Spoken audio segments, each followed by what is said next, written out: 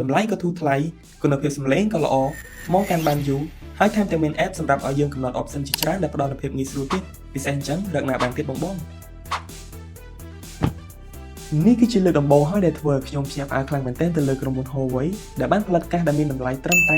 $39តែប៉ុណ្ណោះប៉ុន្តែផ្ដល់មកវិញនូវការ design រូបរាងដ៏ premium និងប្រកបដោយភាពច្នៃប្រឌិតជាមួយទម្ងន់ស្រាលងាយស្រួលពាក់មិនឈឺត្រចៀកជាពិសេសគុណភាពល្អលើសពីការរំពឹងទុកហើយឈ្មោះរបស់វាគឺ Huawei FreeBuds SE3 អ្វីត្បិតថាកាសនេះមានទម្ងន់ស្រាលក៏ពិតមែនតែគុណភាពសំឡេងរបស់វាមិនស្រាលនោះទេបាសបុកធ្ងន់ល្អហើយថែមទាំងអាចកំណត់សំឡេងបាសឬមុខងារផ្សេងៗជាច្រើនទៀតនៅលើ app របស់ Huawei ដែលមានភាពងាយស្រួលប្រើប្រាស់ខ្លាំងមែនទែនអញ្ចឹងពេលដែលចូលមកកាន់កម្មវិធីដំបូងយើងឃើញមានបង្ហាញ device ពេលដែលយើងចុចចូលមកកាន់ device យើងឃើញមានភាគរយថ្មរបស់កាសហើយខាងក្រោមនេះយើងអាចរើស sound effect ដូចជាសំឡេងបែបបុកបាសសំឡេងបែប treble ឬក៏សំឡេងផ្សេងទៀត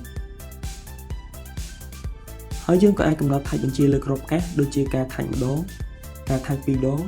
ឬក៏ការ touch 3 ដងជាដើមដែលយើងអាចកំណត់ទៅលើក្របកាសខាងឆ្វេងនិងក្របកាសខាងស្ដាំហើយយើងក៏អាចកំណត់ touch and hold ដែលជាការ touch ឲ្យជាប់នៅលើក្របកាសដែលក្របកាសខាងឆ្វេងខ្ញុំកំណត់យកដំឡើងសំឡេងហើយការ touch ឲ្យជាប់នៅក្របកាសខាងស្ដាំខ្ញុំកំណត់យកបន្ថយសំឡេង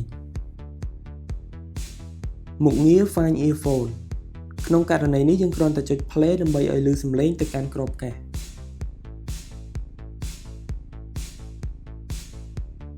ហើយយើងក៏អាចធ្វើការ update version បានផងដែរហើយចំពោះ setting យើងអាចចូលទៅបើកនៅមុខងារ Low Audio Latency ហើយចំណុចដែលធ្វើឲ្យខ្ញុំពេញចិត្តកាសមួយនេះខ្លាំងបំផុតនោះគឺការផ្ដល់ឲ្យលើសពីតម្លៃជាពិសេសគឺគុណភាពសំឡេងមិនថាការស្ដាប់តន្ត្រីឬការលេងហ្គេមយើងនឹងទទួលបានបទពិសោធន៍កាន់តែល្អប្រសើរមួយវិញទៀតគឺថាមពលថ្មនឹងមកជាមួយនឹងបច្ចេកវិទ្យា Fast Charge សាកថ្មតែ10នាទីស្ដាប់បានរហូតដល់ទៅ3ម៉ោង